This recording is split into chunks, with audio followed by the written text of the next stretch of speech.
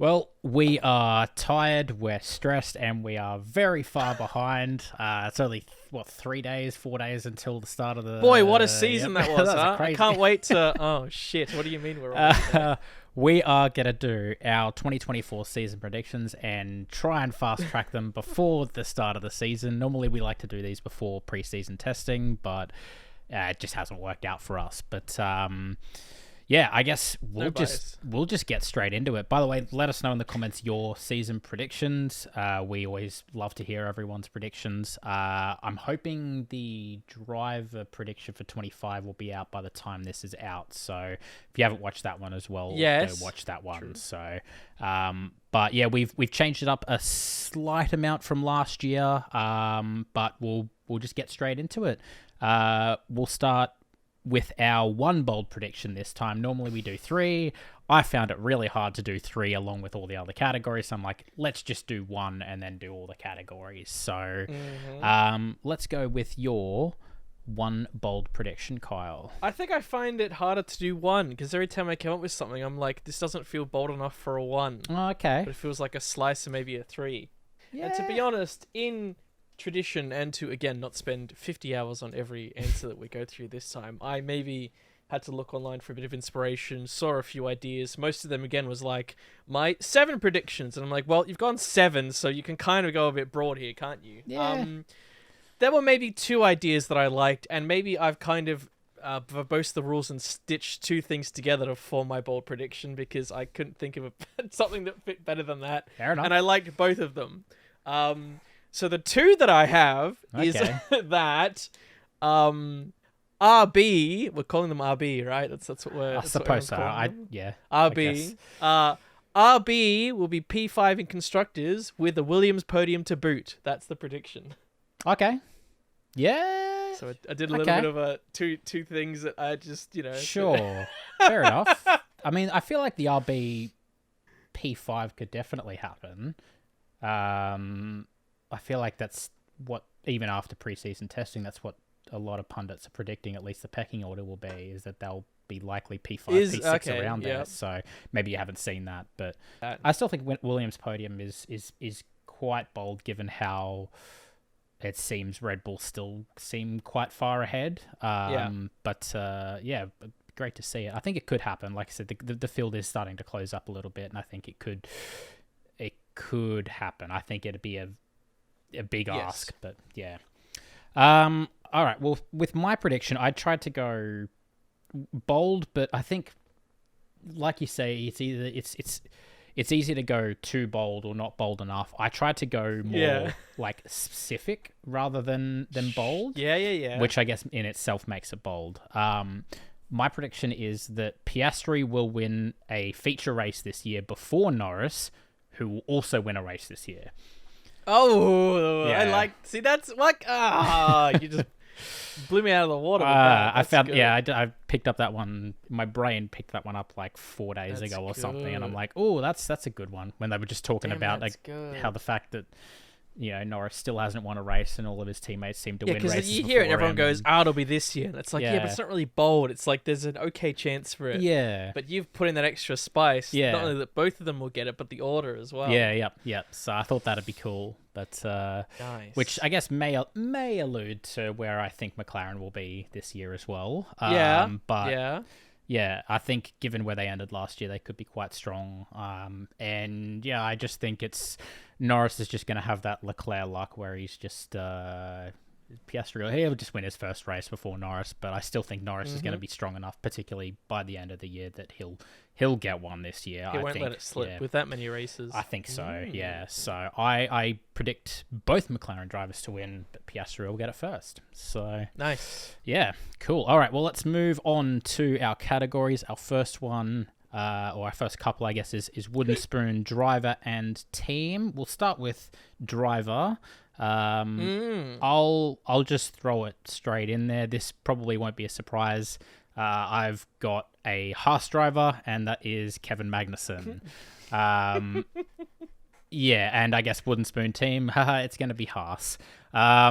Even before preseason, really? Yes. You think, really? Yeah. Even before preseason testing, like this was the first categories that I had thrown in there. They even end of last year, they just looked like they just weren't going the right direction. They were the only team that wasn't going in either a neutral or an upward trajectory. They seem to be going backwards, yeah. Yes, and I mean, yeah. Yep. And then obviously Gunter Steiner left. Where are they going? What are they doing? And then some of the stories on that, and then the fact that even at the launch, they're just like, we're going to need to take our time here. And everyone else is like, we're moving forward. And even if you compare them to, I think even before testing that, other teams like the AlphaTauri, now RB, even the Williams that might have been playing with them to begin with, both look like they're finding some trajectory. Yep. And then it's like, well, then the only other even team is then what do you mean, like the Sauber? But then even they still seem to be neutral or a bit improved. Like they come out in their launch and been pretty hype. And so team, it's hard. The driver one I think is a little more interesting. I guess you've got two drivers, and unless you think that Magnussen's really going to surge ahead of Hulkenberg, which you could, then he's the safer pick. And I guess the other thing that it does say is that we think the Williams will be good enough that Logan Sargent will be able to outperform him, I guess is the other statement there. Yeah, yes. Which I agree with, so I guess I've gone same. Exactly the same. This, I wasn't expecting much different, to be honest. So yeah. You gave it a thought and you went, but then... Yeah, it's hard to pick anyone else. And I just think Hulkenberg has... I don't think Magnussen's a bad driver. I just think what Hulkenberg showed last year, I think he is more capable of pulling out a great performance compared to someone like a Magnussen. So, which again, he showed last year. So I think that's probably what pips him over Magnussen. But I'd love to be proven wrong, but it could be another tough year for Haas. So. But, all right, well, let's move on to the next one, and this is our most improved or standout driver. Standout. I can't speak English. Improved / standout driver. Who have you got? I'm very curious, because this is a tough one. It is a tough one, because when you think... I think it's for almost both categories you could have with this, because we have the same grid, and most drivers have been there for a little while now, or returning drivers...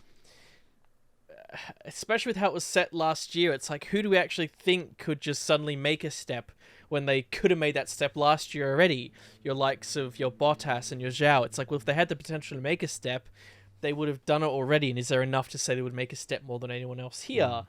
And then I guess you have to look at who has potential. Do you have your Stroll or your Sargent or your Yuki or your Magnussen and think, well, if they're almost the ones that are starting lowest and there's no one else out there, even if you think of I guess a Checo, do you believe that he's going to have that jump? Any driver like Max, the Ferrari drivers, the Mercedes drivers, maybe you could argue a Russell. It's like, who has that much of a ceiling? So I guess I went to that four I mentioned of Tsunoda, Magnussen, Stroll, and Sargent. And who really should show the most. Given that I guess I put Magnussen down below, it makes me think that it's not going to be him, because he'd, I guess, need to equal or beat Hulk to get that title. You would think so, yeah. So be it. Stroll and Sargent I don't believe in enough. So I think this what you went with last year, if I remember correctly, is Mr. Tsunoda. And I say it, I guess, because he was the only one that really showed some strong flashes of brilliance towards the end of last year that he didn't capitalize on. Yeah. So you almost got to see that potential very clearly, then he dropped on. And I feel like if that car's on an upward trajectory, and even though he's been here for a little bit, he almost has the most potential to turn it around and actually start to cash in on some of those performances. I get it. I get it. That's funny. So I've gone Yuki based on that logic, but... Yeah, that's fair. I'm curious how you thought it came across with this question. Well... I was having a lot of trouble with this one, and then I said, fuck it, and went really bold. I always seem to go a bit different to you in this, in terms of how I think about the question. Thinking. Yeah. And this one will throw you off. I put Liam Lawson. Oh! No, stop it.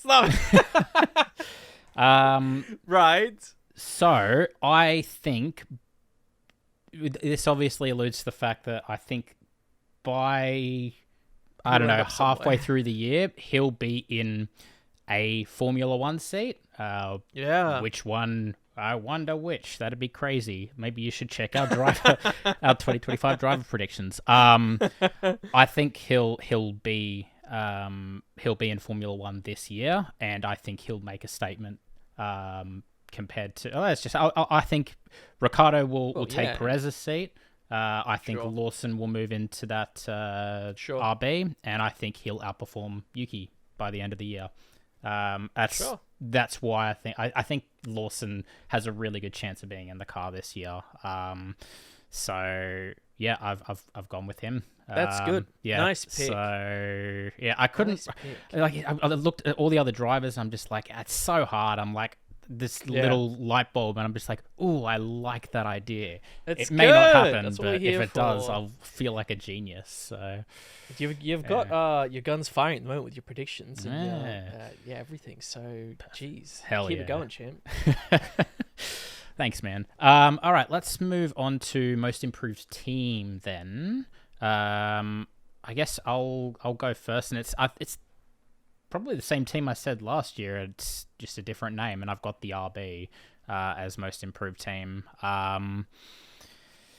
There was a couple of candidates. Williams also crossed my mind as well. I think they've got a very high ceiling, particularly with James Vowles at the helm. And I had, before anyone says this was based on testing, I had this well before testing.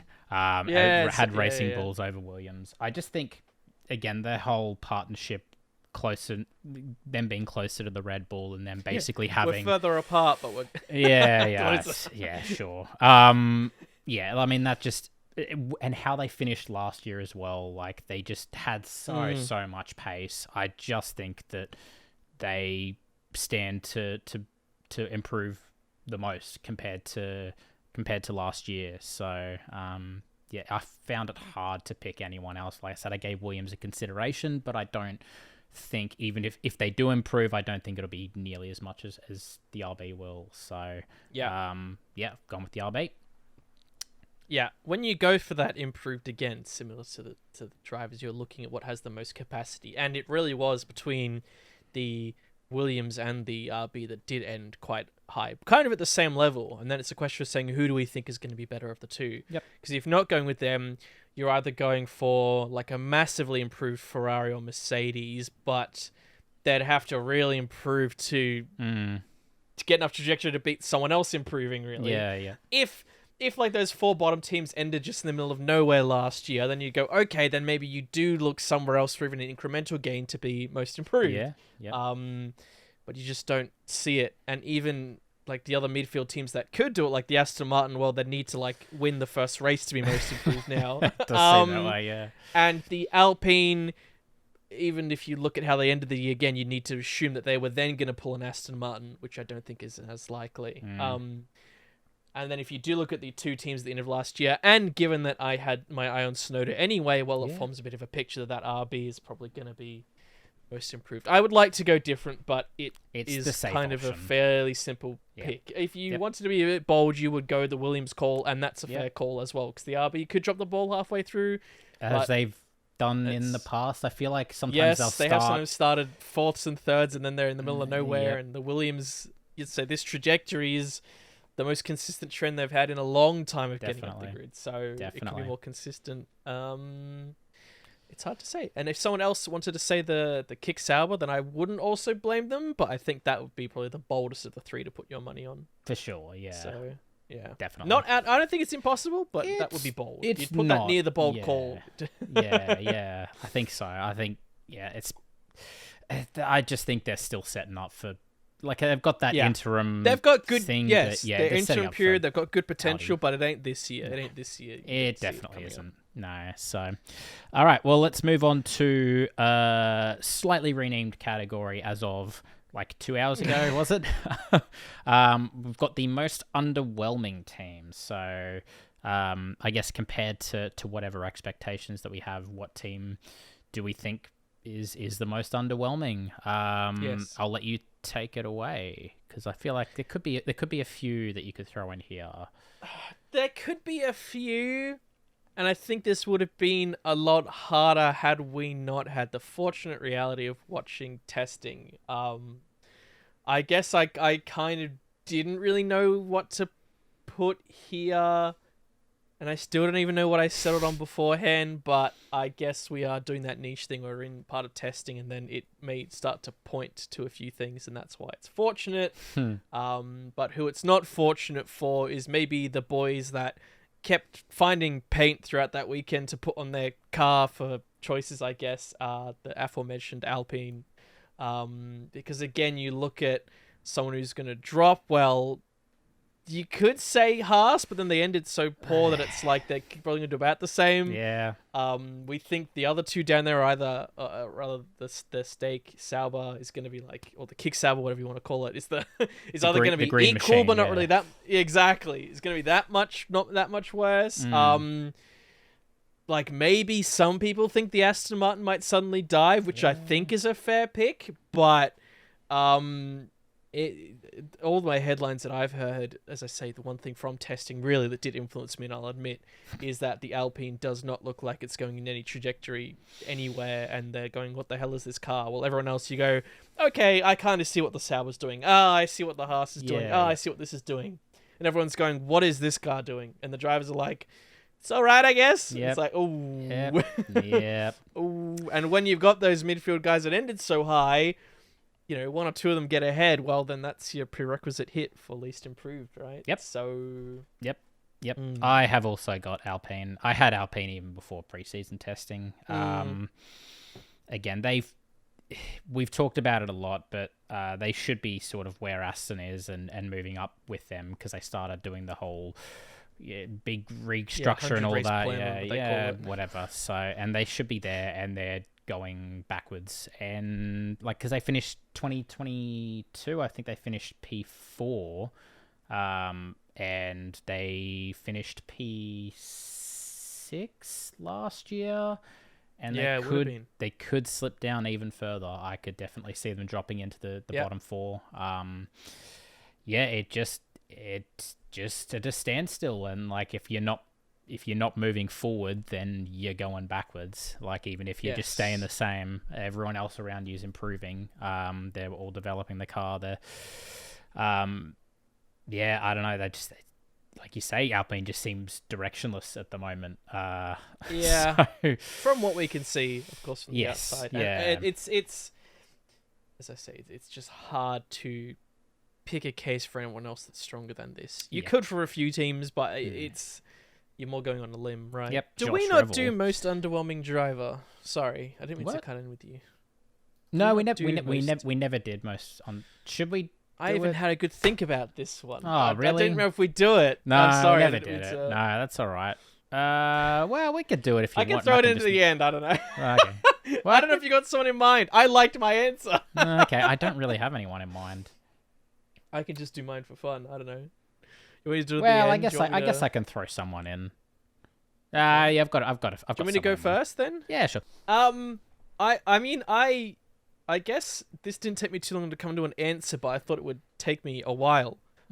Because again, you're looking at drivers that have been here apart from Ricciardo, which again you could put in this pool, I guess, if you wanted to. I have not, but that's an answer. That'd be a call. yes. Doesn't align with what you've gone with, I guess. But anyway, not really. No. It's who do you think is gonna just like drop off even more? Because those that did drop off, it's like, can they only go up? And therefore, who really went up that could go down? I think there's a few interesting cases. To put in a name like a Hamilton, I think isn't that hard to say. But then, like, he had an okay year, but it's not like I think if his year last year was amazing, he had a win or two, I think he might be the pick. But it's like, even if he has a bit of a rocky season with what's going on, is it really going to drop more than anyone else? Could you pick a Hulkenberg? Because maybe he's going to drop it with Haas, but then I feel like he's still just going to do his best on a Saturday and be all right and not necessarily be any worse. And I guess who I went with, which I thought about it a bit, and I went, looking at the trend last year and looking that he did start so strong and pull out some magic, and towards the end, even when the car improved a bit, he didn't necessarily show that magic, and maybe this year it just in comparison will pale even if the car's strong again. So I put Mr. Fernando Alonso in. I had a feeling you were going that way. Yeah, wow. Okay. Because Wow. I feel like as a summary last year it was so strong, He did but end towards last year the a bit end, scrappy, even when he didn't said his spirit was high, yeah, and the car improved a bit, and even Lance improved a bit, he kind of didn't have as much bravado. And I'm just thinking maybe if the car's even good out of the gates, could he just suddenly hit that magic again? And I feel like, again, I think just there's no one else really I could see that could drop as much as him, because there's got to be some sort of like a drop outside of, as I say, maybe a Hamilton. Like you could say Checo could lose his drive, but he could lose his drive driving the same he drove last year. That wouldn't be a drop. He's just doing as bad as last year, unless he's really gonna drop the ball. So that was my thinking. I don't know. I had fun with it. That's why I really wanted to do the category. Yeah, fair enough. I didn't mean to keep you with your pants down. No, that's all good. I was trying to figure out where you were going with that, and I had some. Yeah, I was giving you time to maybe go. Maybe I'll go with that. Yeah. I mean, I guess I don't know. The only one, like, I've just, as you were talking, I was sort of just running through all the drivers and trying to sort of figure out. This is going to be a completely off the rip sort of decision without really much thought. But there's a few, like, but the one that really sticks out, and to avoid going someone like Alonso, which I think it's a fair shout. I think it's a fair shout. But I'm gonna say, I guess contrary to my last year decision for most improved, or like a standout. Ooh. I'm gonna say Yuki Tsunoda. I think he's going to be pretty underwhelming this year. I think he's, with how I think it's going to play out at the RB and the Red Bull, I think he's going to get, like, pretty well beaten by Ricciardo. And then I guess if Lawson comes in and I think he's going to be stronger than Tsunoda pretty much mid-year, you'd have to look at Tsunoda and be like, he's not really doing what we need to right now. We've got that many juniors in the back that we can throw in there now. I think Tsunoda could be pretty underwhelming this year. He could come out and blitz it again, but I just feel like he's been in the sport long enough. Totally good answer. Yeah. And I feel like he's just not making the steps he needs to. Ocon again was one I considered, but I think he had an okay season last year, so we'd have to have a real bad season for him to pip Yuki in my mind. Russell was another one that I considered, but I don't. When you look back on it, Russell even had a pretty big stinker last year. All things considered, exactly. You need to really drop mess it, it up. And it's like, you feel like he's gonna have that fire under his belly, knowing what's happened. Yeah, so I think that's the thing with Yuki. I totally agree with you, and yet I still put him as my most improved. Like he could just go the other way. He's been like this since he started. When his first race, and he got whatever it was, 6-5, I don't remember. And then he's gonna like get a podium in Bahrain, and then he'll never get a point again. That's what he does. It's all peaks and troughs. There's no. He'll win both categories, and we'll both go. Yeah, it was most and least he got impressive. both. Yeah, wow, that'd be impressive if he managed that. That would be impressive. All right, well, let's move on to a couple of new categories. Thanks to Josh Rebel, he's been doing this for a few years now. But F3, F2 champions. Since I've actually started getting into the F3 and F2 a little bit more, I figured I might actually be able to choose someone and not be like closing my eyes and pointing at a name, being like, they'll do good.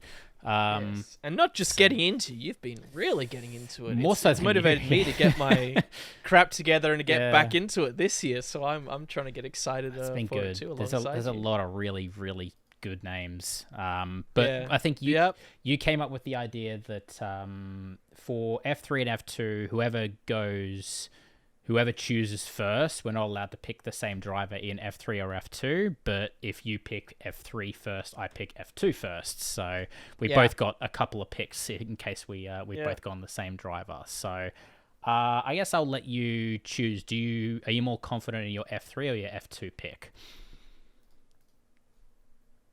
That you want to pick first, that you want to keep it? Which one? I guess I'll pick first for my F2. Okay, Because I was going to say I'm more confident in my F3 anyway. So Okay, then that'll work well. I did have some logic, but again, I haven't researched a huge amount. I followed testing lightly, but not a huge amount, and I didn't, as I'm just not fully as invested as you are at this stage. So I'm still happy to use this as a platform to force me to get interested in it, to hear your thoughts, so I can get some names in my head. But, maybe I've just gone some simple logic anyway. So how do you want to call this or reveal this? Well, I mean, you go your F2 champion. You want to start in F2? Yeah. Seeing as we'll yes. go F2.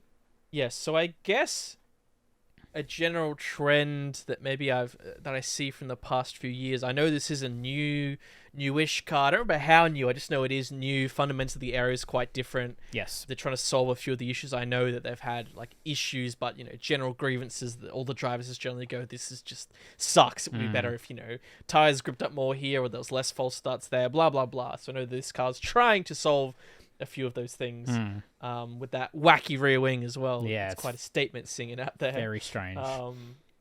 But in general, I think what we've seen is a trend of, I guess you've really got to believe in someone now for them to come in as a rookie and beat any F2 and F3 field. And the more rich and intense your field gets, and the more potential drivers that you have fighting for something, then it may be those that have the more experience and more consistency that tie it over. I think that was even a trend from what I recall from the F2 season last year, where there are a few rookies that here and there had 2 or 3 races where they seem to just be smashing it, and then they drop back, and then a different rookie came up with smashing it, and they drop back. And in the end, someone who was consistently getting seconds, thirds, fourths, seconds here and there were the ones that ended up topping the top few spots, especially in F2. Yep. And I feel like that may be even more true here with such an even more condensed field. And for that reason, then, I guess it's who maybe from a returning driver do I think would do well. I reckon you've got your top 2 contenders here. I reckon there's a few. Your top 2 that are returning from last year are Victor Martins and Oliver Behrman. Oh, that's crazy. They're the 2 I had in mind. The only other shout you've got, is if I guess you really believe in the Kimi Antonelli train, which of course there is hype for, and he could be that one who could just string it together and be this new golden love child. So I guess I'll say I put him second in case I was having to put him second. Okay. But in terms of Victor Martins and Oliver Behrman, then I guess maybe it's a safer pick. It's maybe part of our driver predictions, and I have put Oliver Behrman in there. Yep. I think people say, again, good things about him. I couldn't remember his trend, but I feel like he maybe didn't start super strong last year, but towards the end really picked it up. He was part of that second stage of drivers that just consistently, and built up the ladder and overtook a few drivers who were stronger earlier. Yep. I think he had some bad luck as well, potentially. And I think he had, he's one of those that are just super quick, but a little bit mistake prone as well. Yeah. And those are the ones who are in their second year, they can, the likes of, like Mick Schumacher and others that just sort it out in their second year. Exactly.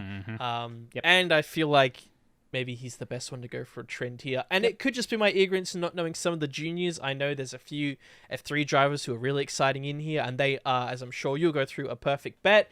But knowing what I know, knowing that he's in that Prema, and he's basically the Prema number 1. I mean, it's him and Kimi Antonelli, which, hey, that's going to be bloody fucking fireworks, isn't it? It's going to be great. What a team that is. It should be a good season. So this isn't just an advertisement. It's also saying, I think, going by the trend the last few years, going with a safer call, that's who I went with. Understandable. It was my second choice, Oliver Behrman. So he's nice. I think he's a very, very good shout for the title, along with Victor Martins. To be fair, both of them were I could see either of them winning it very, very easily. I guess to point out a few of those other drivers. The rookies that are coming through. You've got Paul Aron, who's at High Tech. He's got a lot of hype around him. Pepe Marti, who I rate quite highly. He's teamed up with Isaac Hadjar at Campos. I think they could do okay. I just don't see Campos as a championship winning team over the course of a season. They sometimes 1 or 2 races will just pop up and suddenly understand it, but again, it's we've seen it's just that consistency of the year. It's so important. Definitely. You've got Bortoletto, who's at Yep. what used to be Virtuosi. It's Invicta Racing, I think it's called now. He was obviously F3 champion. Virtuosi or Invicta have been strong in the past. Obviously, Jack Doohan was quite strong in that car. So Bortoletto could be a shout as one of the new rookies coming through. Yeah. He's a very, like you say, consistent driver. Will just consistently pick up points, but is also quite quick on his day. So very, very good shout there. Got Franco Colapinto, who was also quite hyped up in the F3 season. Did relatively decent. I think his ceiling's quite high. The fact that, I don't even know where he finished. He finished like third or fourth in F3 and got a step up to MP, which is a relatively decent car as well. Alongside Dennis Hauger. I think Hauger's probably had enough years to win it if he wanted to already. So yeah, he feel like he should have showed a little more by now, and he could pop up here and there on his day, but he should have been doing that already. Definitely. And then there's as you say, the two Prema drivers and the two ART drivers. And the only one we haven't mentioned of that is Zach O'Sullivan, and he's also coming up from F3. He's a Williams Academy driver. Yep. I've got Zach O'Sullivan winning it. Woohoo! I think he's a bit underrated. He's hot shit. I think he's good. I think he's a solid driver. And going up particularly against someone like a Victor Martins, who's a bit of a hothead. I don't know. It could be tough going up against him, but I feel like he's up to the challenge. I feel like he could be one of those ones that just comes through and smashes it in his first year. Yep. I think, like you say, it was probably the safe bet to go on Martins or a Behrman, just given the trends. But I think Zach O'Sullivan is highly underrated. Nice. So yeah, I'll say he wins it. Let's go to F3 then.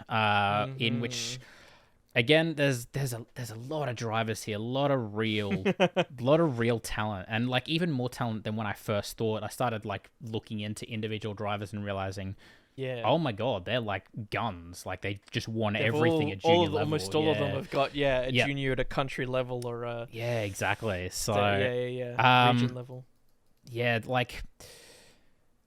The few names that I had, I feel like I've almost broken it down by teams. Trident in F3 were very, very strong last year. Ollie Girth has gone to Campos, and Fornaroli's still at Trident. So if Trident are as strong as they were last year, I think they got three of their drivers in the top 10. One of them obviously winning it. Fornaroli could be pretty strong, but I think he was the weakest of the three. And the other two drivers are rookies that don't really have super huge amount of accolades. So I don't think Trident will win it this year. I think you just need kind of better drivers all around, like three really strong drivers to win it, and I just don't think they have it. One of the strongest teams, which I think could be a bit of a dark horse, is MP, and they haven't done super well in recent years, but they have... I'm gonna butcher this name. It's Kacper Stuka. He's Polish, I think, but he's like a Red Bull junior. Who won Italian F4 last year, and he's a freaking gun. Like he's just won everything in karting, and then just wins Italian F4, and he's just got a spot in F3. I think he could be one of those like stupid fast drivers. Also driving alongside Alex Dunn and Tim Tramnitz, who have both done... Alex Dunn's won British F4, came second in Italian F4, and second in GB3 at MP as well. So, like, consistently first or second in, like, categories prior to this. Tim Tramnitz got P3 in Freighter, P2 in Italian F4, and P2 in ADAC F4. So, again... first or second or third, like podium positions. Like that's a strong team. High Tech have a couple of drivers as well. We've got Stenshorn, who came P2 in Fraker, just behind Antonelli. So still quite fast. I think that wasn't even decided until the final race anyway. So it wasn't like it was just P2, but yes, a casual P2. Yeah, so I'm glad to see he's actually got a shot at F3 because he deserves it. And going up alongside Luke Browning, who's his second year at High Tech, who also showed sort of little moments of brilliance in his first year. or another Williams Jr., I believe, Luke Browning. So, but yeah, he's won British F4. He's P3 ADAC F4. He's won GB3. He won the Macau GP, I think, last year as well. And then again, it's Prema as well. They have probably, alongside MP, I think probably the strongest driver lineup. In Gabriele Mini, who's moved from high tech to Prema, obviously second year. Also rated quite highly, just won absolutely everything in karting, won Italian F4, got P2 in Freka, blah, blah, all the accolades. We've got Boganovic, who's at his second year in Prema, who also did relatively well last year. He could step it up in this one. And then Arvid Lindblad, who's the other gun Red Bull rookie. And yeah, he's only like 16 years old or something. And again, he's just won absolutely everything. So I think Prema and MP are the two teams to really be looking at. But it's funny because F3 is one of those categories where normally the gun rookie has a real good shot at winning it as opposed to the experienced person. Yeah. And then F2 is the other way around. But I've got the experience of Gabriele Mini to win it at Prema this time around. So, okay. Because I think he's super, super strong, and I think he was very unlucky not to get an F2 seat. I think he probably deserved an F2 seat, maybe just sort of ran out of spots or whatever. But yeah, I think he's more than quick enough to make his way up to F2. And I think being in a Prema, he has a very, very good shot at winning the title second time around. So we'll go Gabriele Mini. I appreciate your extensive dive. I think you've given a long. good preview. Yeah. I think when we've normally wanted to do an F2, F3 preview, which at some point we did, and then but we got never lost in the archives. Yes, yeah, it's gone. It's gone forever. That was a good alternative. To your point, there's a few things in, I guess, F3 that are always consistent, which is, you're right, having strong experience in prior categories and being in a Prema. And so maybe I just went, well, who's kind of in a Prema, but who is also returning that looks like it's surprising they're not in F2, that maybe should be. And so my second driver was Gabriele Mini, so that's obviously showing that I was on the right, the right tune. Yeah. I would love to just put my marbles down and go, hey, the driver I did follow last year, Nicholas Solov, he's going to get it. But I don't believe that. But I'll still root for him anyway. Yeah, he has his moments. Yes. And so, well then, who else from Prema looks like they might do all right? Who else is the highest returning driver? It's Dino Boganovic. So fuck it, let's go with him. Yeah. You got to go with someone in his picture. Everyone's sitting there and he's got his arms in the air. So I'm like, yeah, you go, Tiger, you can do it. So I'm glad there was a lot of analysis. Thought, but yes, but just the basics. Who is returning again? I think. Yep. Because sometimes they just have like all the 3 or 4 best constructors only have rookies, and then it's like, wow, who's gonna do it? But they've got a good mix of having a rookie here and there, but also like the strongest returning drivers, especially for Prema. If Prema's choosing to return drivers that are 2 of the strongest return drivers, well, they don't do that unless they can select the cream of the crop if they want to. So I guess there's something to say if 2 of their drivers are returning drivers who maybe they saw just missed out because so many drivers got into F2 that they want to have just 2 bloody strong drivers, and it's probably going to be one of them. And it sounds like we're similarly aligned on that fact. Let's move on to F1 stuff, which is what, let's be honest, what people are watching and listening for. Oh, yeah. So, that's in my notes. That's, yep. Let's go to top 4 constructors. We do top 4 constructors, top 4 drivers. We'll start with constructors. Who do you want to start, or do you want me to go?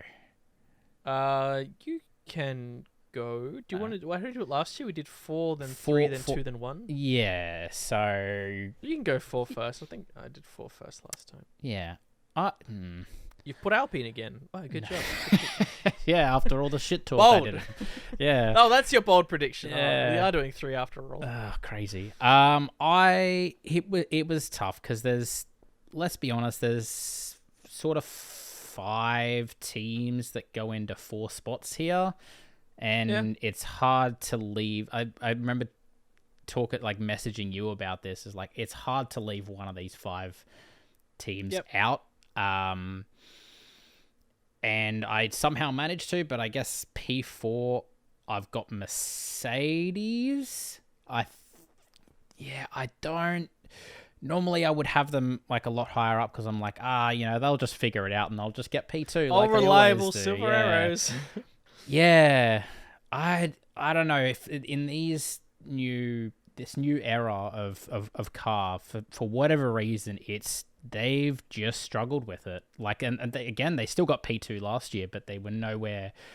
They're not quite as together and efficient as they have been in the past. They seem a little bit more scrambled than a little bit more wayward than it seems like they have been in the past. Yeah. And I think with other teams actually finding some sort of trajectory, particularly by the end of last year, finding they figured out some stability issues, or they've managed whatever pace issues they had, or whatever it was. Mercedes still feel like a little bit of a step behind when it comes to that, even if they have come with their crazy front wing that we've seen. We've seen them come with crazy things before. Zero side pod, and it hasn't worked. So I'm still a little bit skeptical that it will work. Like once upon a time, I would have been like, Mercedes have done it, then it's probably going to be fast. But that's what we thought. We thought they've done it again, but as soon as you're proven wrong, it's even if you've got years of proven record of these things, as soon as you get it wrong, then everyone goes, oh, they got it wrong. And they also doubled down, and then it was still wrong, and it was like, oh, and then broader trends of where things are heading, obviously with certain drivers and such, you go, ooh. I guess just to take over from there, you're right. I think, again, we wish it was for the top spot, but you feel like it is close up there, real close. And then again, going into a second year where almost you have to look at those trends and what's going on. And even prior to testing, I feel like testing maybe just helped to further solidify a lot of these thoughts and such off the back of last year so far, even though it is just testing, so it is hard to say. But it's a way for me to say I've gone the same, which I know is boring, but I don't know. I couldn't have anything to add. There's nothing to add. It's like fourth feels weird to put them, but it's because there are just other teams that are just doing good shit. And so when everyone's doing good shit, then who's the most likely to do better shit behind the Red Bull? I mean, then is it going to be them? I think they're going to do fine, but the others I think are just going to be more consistent and just already have a good baseline. And are coming in this year feeling like they're on year 3 of refining it, whereas Mercedes are now in year, half of 6 months of now refining their new kind of thing. And sure, they've got this shiny wing, but it's like, okay, but like what everything else is now the rest of your car actually just crap because you focused on this bloody wing. Who knows? I don't know. I don't know. We'll find out. We'll find out very soon. That's why we're recording this. Higher. Yeah, we're recording this now and not after the first weekend. Exactly. Let's do halfway through the year. Season predictions. Wow, we got everything right. That's crazy. All right. Yeah, so pretty well aligned there. I could see them jumping higher again. The way they have developed their car, if they get something right, they could very easily just be number 2 again. Yeah. They could do it. But I just think, exactly like you say, I think there are other teams that are more likely to do it. And the first of those other teams I put at P3 is McLaren. I think they ended, obviously, last year quite strong. I think they have a very good proven driver lineup. I'm obviously predicting them to win at least 2 races, so I have to put them somewhere in at least the top 3. It's probably a little bit weird. Maybe I'm not putting them higher, but I think this is probably the only one where I did swap after preseason testing, because I initially did have them at P2, and I've just bumped them down a slot. Because of sort of testing, but also like a couple of comments coming from like people in the team or around the team and things like that. So I think they maybe they won't start quite as well as I think a lot of people are hoping they're going to start. But I think with the design philosophy that they've got, they obviously know how to make big leaps and bounds. They obviously know whatever's they're testing in the wind tunnels is working, because, you know, if there's the big upgrades they brought last year, all of them seem to work and work pretty miraculously. So I think whenever they do decide to bring upgrades, I think they will work, and I think they could end the year quite strong again. But I do think they're going to be behind the top two teams, personally. So just based on a few of the comments that are coming out from around the team. So yeah, we'll go McLaren for P3. Yeah, I mean, I guess it kind of points to what your P1 and 2 are, unless you've gone real wild, which I guess you could have, I think I know pretty substantially what your P5 is as well. It's like all the signs, if you just look at last year, you go, damn, like if McLaren were just performing how they were during the whole year, they would have been that real shoo-in for that fight for P2. Yep. And if we're talking about trends into this year, I mean, we've just talked down the Mercedes, so then you go, well, it should even be free for them to get the P2. And yet it's like still putting them P2. It's like, are we really committing to them saying like, this is the best of the rest of McLaren? It's like something, I don't know, just goes like, alarm bells, yeah. You feel like after a year like last year, that you hear them now coming to this year going, we're going to do it. We're back, baby. Take it to Red Bull. We're going to, yeah. Not even have to say we're taking it to Red Bull, but they can at least say we are now back as a top team consistently. We had those years of the Honda of everything, but prior to that, for about, decades, you always saw us that either as the title winner or at least the top of whatever group was behind the title. Even when they were struggling a little bit here and there, they still were always in with a shout, sniping wins. Yep. And it feels like now the energy should be going, we're now back in that space, we're ready to go. But you don't get that energy from the drivers from the team. It's almost just they're like, we're still just going to do our best. It's like, but shouldn't you be like using this momentum to go, it's P2, like it's got to be the target. You don't hear them going, P2's the target, anything worse. They're going, we're going all right, it's going good. It's like, well... Where's, this is when I feel like you should just be feeling that momentum from them of going, we're going to do it, and yet that's fair. You just don't. And even though there's question marks, I guess, if we're going to talk about this team around Ferrari, it still just feels like, well, it's almost like they're sitting here going, right, I guess we're de facto P2 because we kind of got our shit together unless someone comes to challenge us. And Mercedes kind of tried last year and they just got there, but it was a bit of a shambles. And again, as we've just talked about, we don't think they're going to be able to replicate that. And it's like the McLaren are going, well, we might get ya. It's like, well, why don't you just say, nah, we got them? It's Ferrari. They're going to stuff up here and there, and we're just going to bring that consistency all year now. We've got two solid drivers, but I just don't feel it. I don't know. I'd love to put them there and do something different to you. I just don't feel the oomph. I don't, the vibes are off. And I had that prior to testing. And then when we saw it, I think all we heard was that actually Ferrari's just double confirmed on making it solid what they lacked last year. And you've gone, well, then unless, you saw something extra special from McLaren, it still feels like they got a good package, but it's like, where is them trying if they put on the revolutionary front wing, I'd go, damn, now they're trying, because they're trying to really go bold and do, what they used to do and be the forerunners of these things. But, and maybe next year it'll be different. Maybe next year, maybe the next regs is when you can go, right, they're actually going to fucking blitz it, right? Yeah. But, they'll have all the facilities and all that as well. It's hard, it's hard to put them higher. And again, not asking them to say challenge for the title, because let's be real, at this stage, it's hard to put anyone but Red Bull at P1. It's so hard to do that. Yeah, right? I mean, let's just all both throw them in there. We've got Ferrari P2, Red Bull P1. Yeah, and then it's just the Ferrari, which it still feels like a little bit odd, but they just feel like they're finally got their consistency together after last year. Where it's a shame that they missed out, but you feel like if you ran it again, then they would get it right. It's like the errors have started coming down. You feel like they've got some direction. Maybe it's because of their new team leader who just seems to be fucking killing it and is just bringing so much energy. They've done enough that Hamilton has decided now he wants to move there. Yeah. That obviously says that he sees that they kind of got their shit together. Yeah, definitely. And they've got two solid drivers and...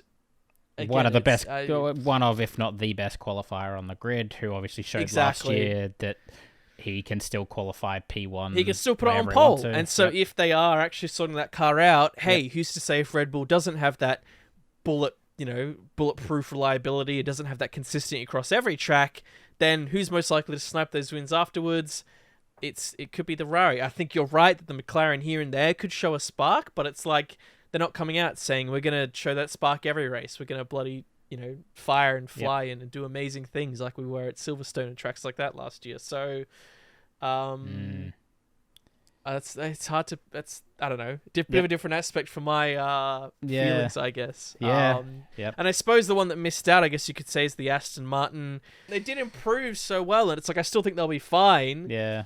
And I still think they'll, like, each weekend they will beat someone. They'll either beat the Mercedes or they'll beat the McLaren, or they might beat a Ferrari. Yep. But you don't see them consistently beating all three of those enough to consistently get ahead of them. And especially if I think Alonso, from my perspective, might not be on his elite game. And again, if they had two Alonsos or someone else that wasn't Stroll in there, then maybe you could argue they're going to be a really close fourth. Maybe I say there's a tie for fourth, like I did last time when I put in the tie for the drivers. But I'm like, if last year they didn't have the Stroll factor and that sacrificed, and then this year it's definitely going to not put them in with a shout. I still think they'll be strong. It's not like they just had 1 year where they got lucky, like, with the blown diffuser area where a team gets lucky.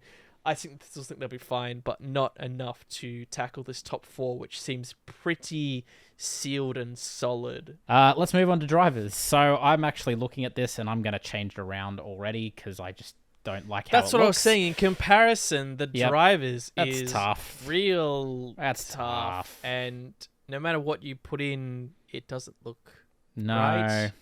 But I think we'll say it's probably going to be close. Like last year, I think I predicted it, as I said, to have a tie, and yet it almost was. And I feel like this year has. I still consider that a pretty good. I couldn't believe how close you were with that. That was unbelievable. Yeah. Well, let's get the obvious out of the way. Max is going to be P1.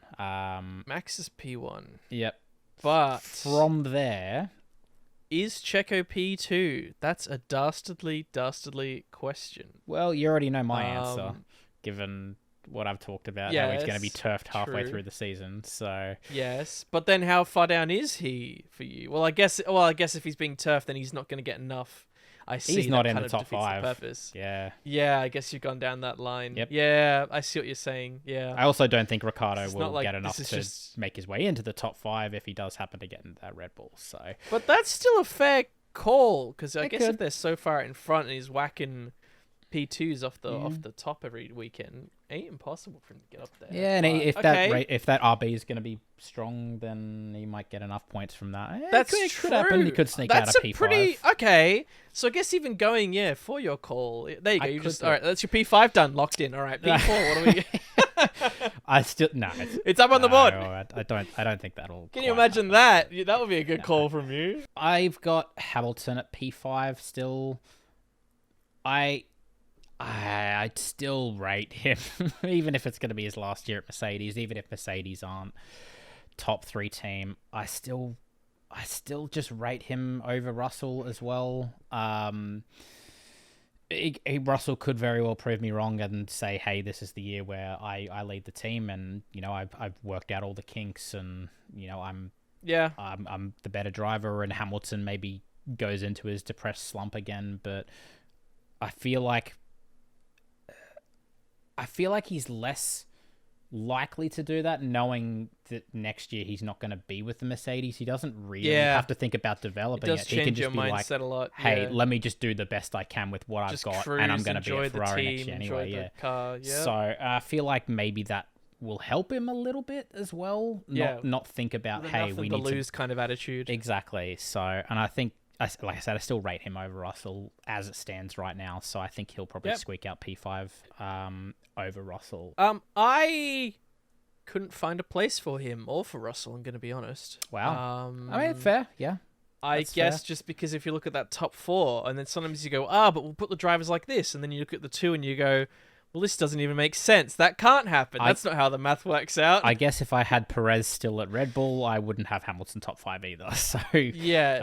I think we even ran into that conundrum when we did our predictions last year. We both put Checo pretty low, but Red Bull at the top, and we went, But does that mean they're at the top if he's really low? well, And it's like, we'll just go with it. It's fine. So then I guess it's a matter of how I do feel about the others. I'm talking about in general because that's kind of how this, I guess, So there's flow of them works 5 out. drivers into 4, really, isn't there? Yeah. Because there's the Perez and then the Ferraris and the McLaren drivers. So it's where you think they're going to end up. And I will say that Checo is in the top 5 because I don't think he's getting ditched. Okay. But I will leave it when we go a bit higher up the table. It's not like it's going to be that long to reveal that. But anyway, given what I said about the McLaren, for P5 I do have a McLaren driver. I guess I'm curious if you've got one at all then, but I suppose that's what we'll go through anyway. That's part of the point of this reveal. Yes. And I guess I'll put Norris at P5. Yep. He's kind of him or Hamilton. Hamilton I go for the same reasons that you said, but then I think then it's hard. I would almost, if I put him there, then I'd have to put almost Mercedes ahead of McLaren in that regard. So I feel like if I'm putting McLaren ahead, then Norris kind of has to beat Hamilton. Why isn't he higher? Because I think the other 3 drivers will just consistently be ahead in what they're driving anyway. So there you go. That's the simple answer. Well, let's say 4, but 3 that we haven't revealed yet. I was about to say, I'm curious what order you've got him in, but I think that's the tricky bit. What 3 drivers?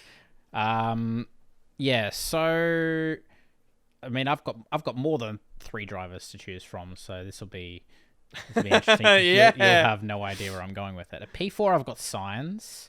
I think, obviously he's not going to beat Leclerc, which gives away that Leclerc is higher than P4. But I think he'll do enough, and I think the fact that, again, they've got a car that is now suitable, it seems like I said, find that happy balance for both drivers. If it was the car that ended last year that was basically just, hey, it's a Charles car, which is great for Charles, but obviously they've got 2 drivers in the championship. I think Sainz, while he knows it's his last year at Ferrari, and maybe he's down about it, even if he's not super showing it. He's kind of just playing it off as, hey, that's Formula One. Yep. I think he still wants to. He'll want to prove that he's still a hell of a driver. Even if he hasn't, he's still trying to advertise for his next gig as well. Yeah, even if he hasn't already signed it, which I think there's good chances he's probably already well into talks with potentially a team. Or an organization. Hey, go check out our 2025 driver predictions. I think he's got enough, and I think there's a decent chance he could win a race this year as well. He obviously won one last year. We've seen how good his racecraft is if he gets a car that he likes. So I think he'll be a pretty solid P4. I guess I'm gonna go P3, and maybe did you go P4? Oh, I haven't done my P4. Shiza, you're right. Sorry. I assumed I had because I went the same driver for the same reasons. Oh, okay. Fantastic. So sorry. That's why I went, oh, yeah, I agree. And I was like, wait, I just said that in my head. Science for P4. It's almost just like after last year, it doesn't feel so bad doing this, because you look at how the drivers went into that last race of last year and how they came out, and they totally flipped. Yep. And it's almost just like, well, that could just happen here. So it's not like you go, oh, it feels weird putting him there, because it's like, but he might beat him. It's like, well, they could just flip randomly in the last race anyway, which is probably quite likely to happen here. Yep, so it doesn't feel as bad putting him in P4. And it's not like I'm saying, oh, he's P4 because, oh, the others are going to trounce him. It's like, well, no, he could still win another race. He could still be so consistent and be ahead leading into the last race and just get a bit unlucky. Yep. And I guess if he is on his way out, then even if they have found a good balance between those drivers, they're always going to then tweak it to which driver is staying rather than which driver is leaving. Yeah, true. And if I do still think that they are very, very, very closely matched drivers, which I think over the course of a season, both of them are, I think Sainz has always been that consistent head, while Leclerc can be that stunning star, but he can also be a bit of a ditz sometimes, and they just meet a lovely equilibrium in the middle, which is a shame that I guess this is their last year together. Yeah. But maybe it's just going for what happened last year. Maybe it's the same reasons that you said, as I said. So here's my P4. So P3? Yes, I didn't just want to skip it. Yeah, Yes, fair. now the P3. I guess I've got two real choices, which is if I think Checo's staying, do I think he's going to just get the P2 again if the car is as strong as it looks? And I guess the real simple answer is last year should have been easy and he had to get extremely lucky to get it. Oh, here we go. So this year he's not going to get lucky and get it. Wow. And so we'll put him P3. Wow. Okay. Still enough to get the Constructors. Yeah. But maybe that Ferrari is so good that they do consistently nip at him, and therefore he gets beaten by Charles to P2. So Yeah. there you go. I can see it. And that would be the reason to exit him at the end of the season. Yes. But I do like your call mid-year. Yeah. Well, also I can't just say, "Oh yeah, me too. I thought of that." It's like, wow, no, you're just being ridiculous here. Come on. Yeah. So, yes, understandable. Understandable. I think what we need to do is look at last year. I'd love to say that this is the year that I believe in Checo and he's going to do it, but it's like last year was that year and he did start it, and it's just like then it didn't fucking happen. No, it's like, this is just a year of like enjoy the car, right? Still do well, but yeah, I feel like if that Ferrari is decent, then consistently he's actually going to have a Ferrari that's beating him, not going to have a different car every time that gets him lucky to then get the only driver that can beat him that gets a freak disqualifying. That's the only reason it gets out. It's like, no. It's actually just he's not going to get it this year. But people still look back and you go, he did okay. He was an okay henchman to Max. Let's look ahead to 2025. So Yep. I see. That's me, but I still don't really piece... Well, I guess I think I know what yours is, but stuff it. It's your flaw. Take the... Well, I mean, I'll just throw the names out there. I've got Leclerc P2 for the same reasons that I think you said. I think sure. Whatever my reasons were. Yep. Those reasons. The reasons that Leclerc is good Ferrari man. Good. Will be best Ferrari man of the two Ferrari men that are at Ferrari. And P3, I've got Norris. Good shout. Good shout. Maybe P3 is a little high, but he's a good driver, isn't he? And like you can just use that argument from last season. He might not be in P3 by that much, but if it's going to be close, exactly, he's a good chance to get the P3 at least. And even if they're like a little bit off the Red Bulls and the Ferraris at the start, and if I think they're going to come back, I still think Norris can he's one of those guys who can just sort of hustle around the car, even if it's a little bit slower than the rest, and still pull out an incredible result. He's just one of those drivers. And I think he'll do well enough to get a P3. I think at least a P3 or a P4. But it makes more sense to me. P3 wall. Yeah. It just made more sense to me putting Norris ahead of Sainz. It just looked right in the order. I'm like, that makes sense. Yeah. So, I think P6 down. Man, I don't know. Who knows? Probably Piastri P6, maybe. That's probably what I'd do. And that's even pretty good bold call in itself. Yeah. Probably, if I think he's going to win a race, and I think he'll be one of those, he'll be right, not so much on Norris's heels, but I think he'll be there or thereabouts, I think, for most of the season. So, it's God. I know we're just going in circles, but it's almost like Norris. If you're confident in the Norris factor and him sorting out his shit that it didn't matter for last year, as we talked about in our review, but it's like if he was able to get those star performances, then almost like a P3 should be almost a given with how we're going for this. And definitely. It feels like even if he performs the same he did last year, with those few mistakes here and there, the P3 is still likely. But it's like if we believed in that factor, then I would have put McLaren higher as a Constructors, and maybe it says that much that I still think he's a fabulous driver, but I don't think this is... Excuse me, I'm getting all fucking excited. I still don't think this is the year that we see that Norris factor or the McLaren factor, and that's why it's just not the year. And maybe next year is the year, and maybe this is the year to finally say, is it actually going to be next year or not? Maybe that's how it kind of loops in there. And the fact we haven't included Piastri isn't anything against Piastri. I just think if it's dead close, then it's always going to be Norris that you have to put your money that's going to finish ahead of him. So it's the same way I've always put Hamilton above He Russell. could be like, He could be like 10 or 15 points behind, but that could still be a few places, but that's still very Hey, remember close. last year where it was like 1 point exactly. between 3 drivers in P5 to 7 or whatever it was. So Yep. yeah, So, it can happen. So, yeah. man, I didn't expect to be this. I thought, oh, these predictions, there's not much to go through, and now I'm just like, damn. There's a lot. There's a lot. Wow. That's why it took me so long. I was really struggling for a long time with these. So struggling to speak English as well, apparently. I know. But those were our predictions. Let us know yours in the comments. We'd love to hear them. I feel like you could go a lot of different ways, and you could make a lot of different arguments and be like, yeah, that makes sense. Unless you say Red Bull won't win, in which case, yeah, I don't know what you're smoking, but I want it as well. So good on you for being that bold. yeah. But yeah, thanks everyone for watching and or listening, and we'll be back for the preview will be the next one, the Bahrain preview, where we'll be able to if everything works out. I guess that's we have to actually get it out before then, don't we? And then also do the preview and then get that out before. Easy. We got a long week ahead of us. But yeah, stay tuned for that one. It's going to be a hell of a first race. It'll be really interesting to see where the pecking order is. But stay tuned. We'll see you very, very soon. Take care. Ciao.